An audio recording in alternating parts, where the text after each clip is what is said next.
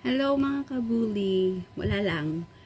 I-share ko lang. Mag-unboxing lang ako ng binigay ni Amo.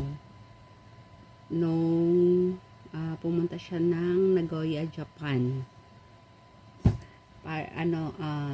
Christmas gift nila. Then, advance birthday gift. Kasi alam nila mahilig ako sa sombrero. So,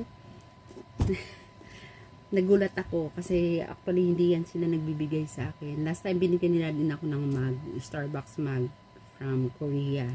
Ngayon binigyan nila ako. Hindi kasi maano si Amo sa